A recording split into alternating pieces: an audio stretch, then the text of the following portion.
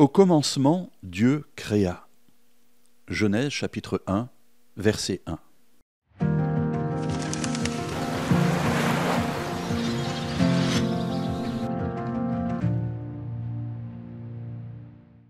Alors, je viens de lire le premier verset de la Bible, mais je n'ai pas tout lu. Au commencement, Dieu créa le ciel et la terre, dit le passage.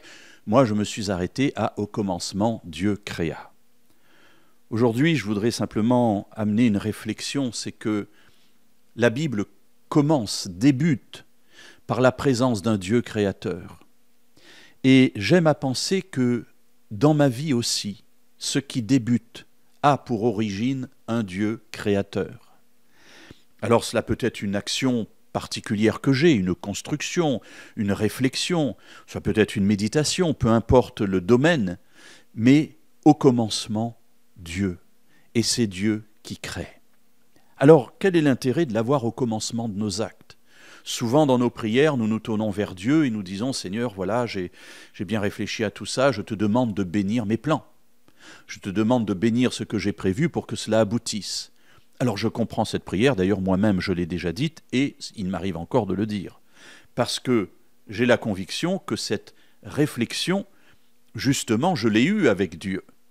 Et comme je l'ai eue avec Dieu, je pense que mes plans sont conformes aux siens. Alors, ce n'est pas toujours le cas, mes amis, soyons très honnêtes. Mais néanmoins, je me dis, au commencement, j'essaie de placer Dieu de telle sorte qu'il puisse créer, au travers de moi, ce qu'il désire créer à ce moment-là. Au commencement, Dieu, cela signifie que je vais aussi essayer d'être à l'écoute de ce que Dieu me dit.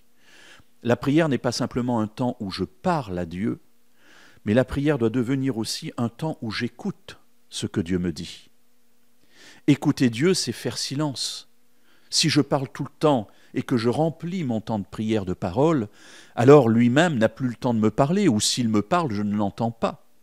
Il est donc nécessaire parfois de me taire et d'écouter les pensées que Dieu met dans notre cœur afin de discerner sa voix et de pouvoir entrer dans ses plans pour que ce que je mets en place dans ma vie, dans mes actes, dans mes paroles, soit bien l'œuvre de Dieu et non la mienne.